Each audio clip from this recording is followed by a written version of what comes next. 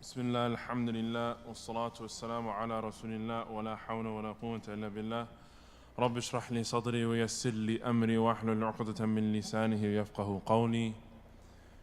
To begin, I just want to start off by making a dua for Sheikh Yasir. We ask Allah subhanahu wa ta'ala to remove any difficulties that may be in front of him. We ask Allah subhanahu wa ta'ala to cure him and make him stronger than he was before. We ask Allah subhanahu wa ta'ala by your magnificent names and attributes to strengthen him in his path, in the path of da'wah. And we ask you, Ya Allah, to make it easy for him to deal with our shortcomings. Allahumma ameen. Sheikh Yasir, he mentioned, or he began with earlier, Imam Ali, or Sayyidina Ali, radiallahu anh. Unfortunately, I wasn't able to make it for the khutbah. So perhaps things that I'm going to say tonight have already been mentioned. So I'm prefacing my entire talk with that apology. But when we're talking about Sayyidina Ali, we have to first understand who he was. Who was Sayyidina Ali? Sayyidina Ali was the first cousin of the Prophet ﷺ. He was the son of Abu Talib, and Abu Talib was the brother of the Prophet ﷺ's father. So the Prophet ﷺ's father was Abdullah, his brother was Abdul-Malik, and Abu Talib, and Abu Talib's son was Ali. They were first cousins. And he was 17 years younger than the Prophet ﷺ. He was born 23 years before the Hijrah. As we mentioned last week, Sayyidina Fatima, she was born the year of Bi'tha, or the year of revelation. So 13 years prior to the Hijrah. So Sayyidina Ali was 10 years older than Sayyidina Fatima, who later on, as we will talk about later, became his wife. May Allah be pleased with them both. So not only was he the first cousin of the Prophet ﷺ, so someone who, when we make our tashahhud, or we do salawat on the Prophet ﷺ and his family, he's included in that. But that meant that he was someone who was raised in close proximity to the Prophet ﷺ. As we know, after the death of Abdul-Malik, the Prophet ﷺ's grandfather, he was raised in the house of Abu Talib. And Ali was the son of Abu Talib. And Ali also, radiallahu anh, was the second, some scholars say third person to accept Islam. After Khadija radiallahu anha, our mother, Sayyidina Ali was the first person to accept Islam. Again, there's ikhtilaf, did he accept Islam first or did Sayyidina Abu Bakr? And even if there's ikhtilaf, Sayyidina Ali was the first youth to accept Islam with ijma'. And there's a nice story about how after he accepted Islam, he hid his Islam from his father, Abu Talib. And obviously this is in the early days. As we know, Abu Talib was a staunch defender of the Prophet ﷺ and the Muslims, both financially, psychologically, and physically, even though he wasn't from the outward supporters of the Prophet ﷺ himself. He wasn't someone who lived as a Muslim. So Sayyidina Ali, he hid his Islam from his father out of fear that his father would be upset about this. So one day, Abu Talib, he came to his son and said, "Did you accept Islam?" Aslamt. So Sayyidina Ali, he said, "Yes, I did." He says, "I want you to become a wazir. I want you to become a representative, or a counselor, not a counselor, Allahumma salli Sayyidina Muhammad. What's a good translation for wazir? A minister, jazakallah khair. So Abu Talib told Ali, "I want you to be a minister for your cousin, and I want you to aid him." So this is showing the support system that Sayyidina Ali had in his household. Later on, though his father didn't become Muslim, his mother became Muslim and she died in Medina. Also, Sayyidina Ali was the assistant following the orders or the advice of his father. He became the minister and the assistant of the Prophet ﷺ. And it comes in one hadith of the Prophet ﷺ, he said that Sayyidina Ali is like his Harun, or like Harun was to Musa, except that there's no messengers that come after him. And as the ayat that Imam Muhammad Nabil he recited tonight, we heard that Sayyidina Musa, he made dua, asking Allah subhanahu wa ta'ala to give him someone to aid him and assist him in his spreading of Islam. And that person was his brother Harun.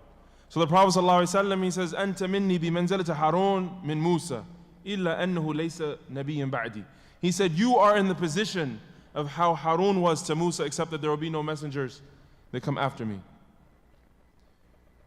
So this shows that Ali radiallahu anh, he took Islam seriously from day one. And this is something that I really want to highlight for us, the people who perhaps are youth still, and even if you aren't. From day one, Sayyidina Ali, he took Islam very, very seriously. Obviously under the mentorship of the Prophet ﷺ, but this wasn't something he played with. It wasn't something he took lightly.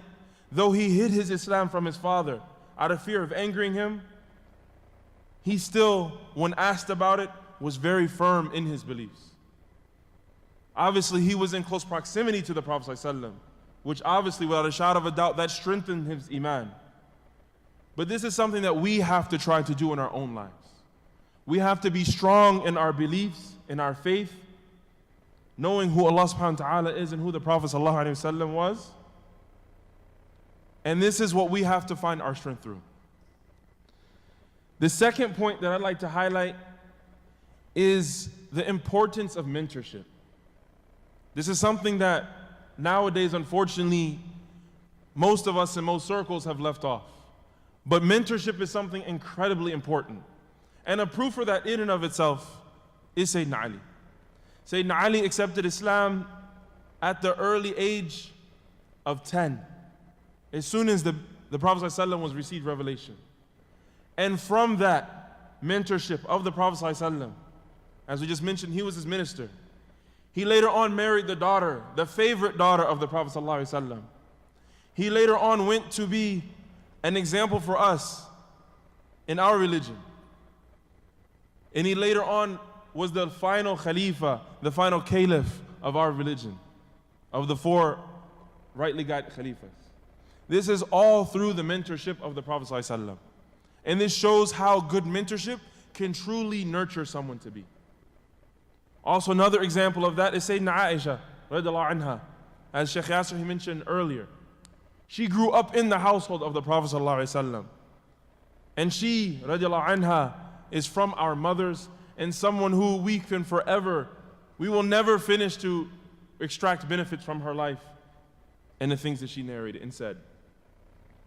Some benefits of a good mentor, and these are just random things that I pulled off the internet, but they are very, very true.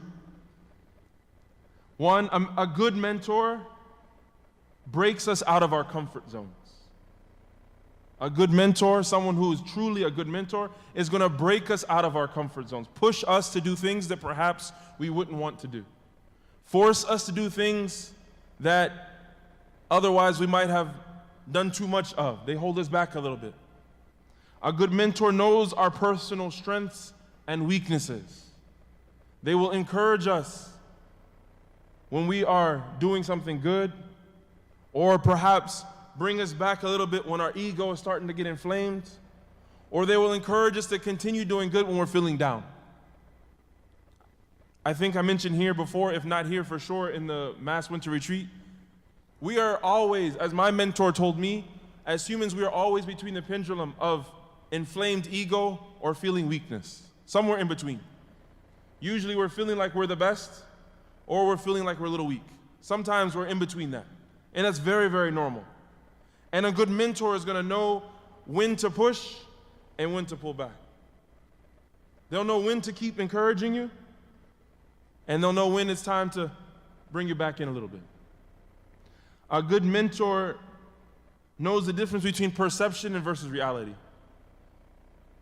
So a lot of times we have perceived things of ourselves or perceived notions of the world, but a good mentor will help us put those things into place.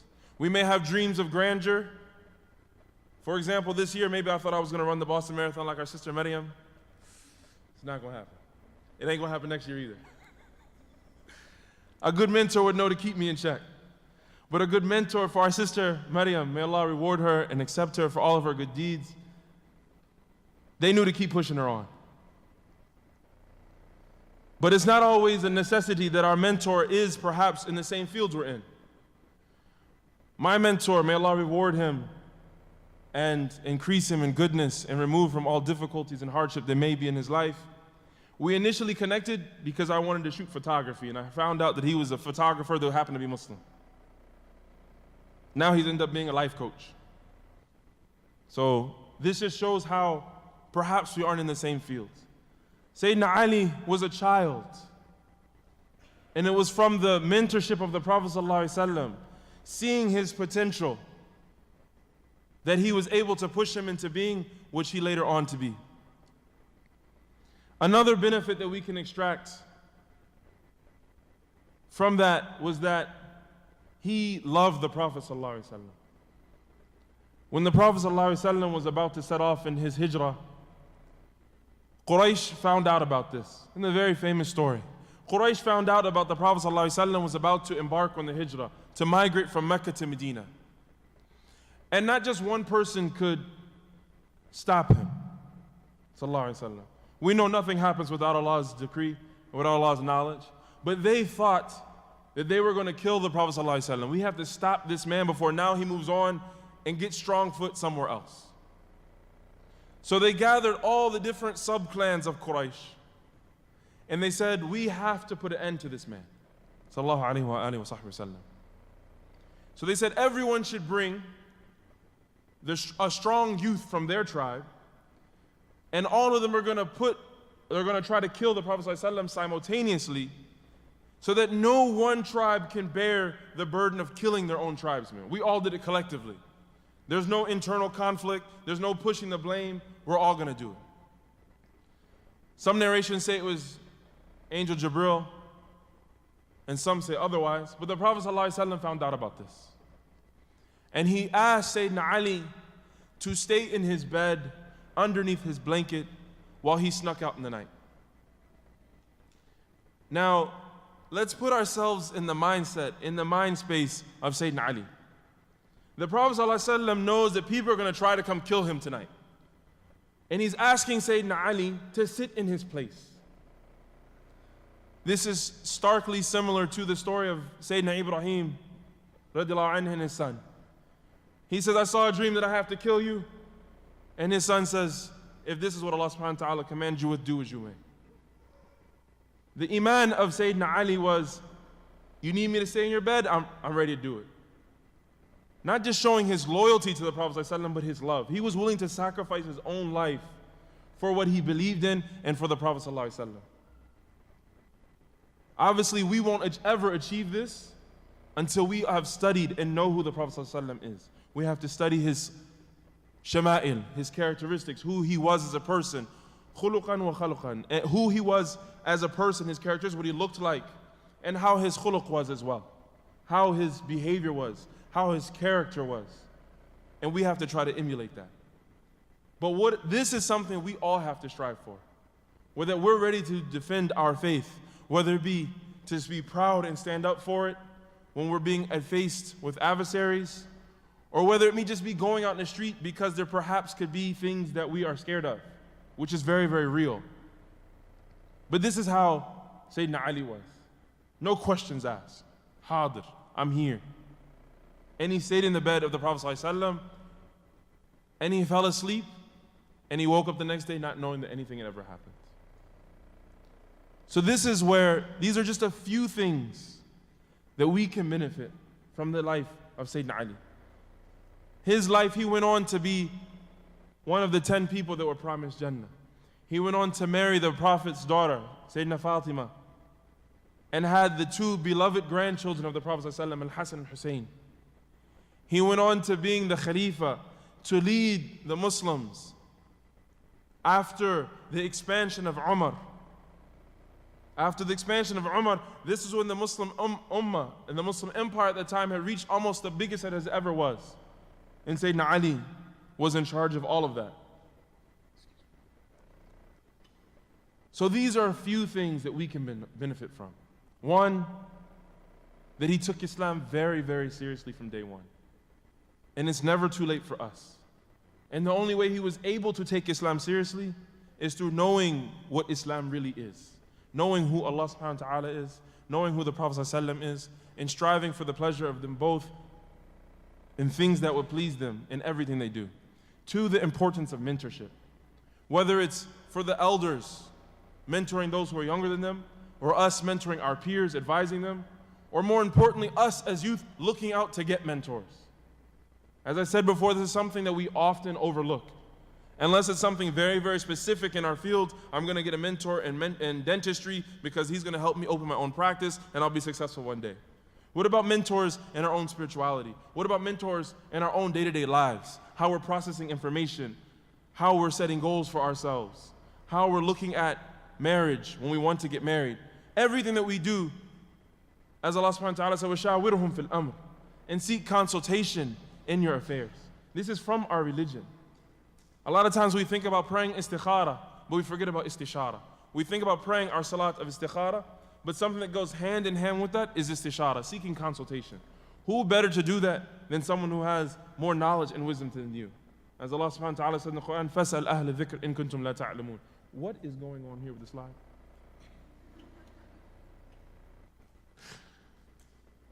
We need to get her a technological mentor. Jazakallah khair for your efforts. But this is something incredibly important, and I mention it simply because it has helped me personally tremendously in my life.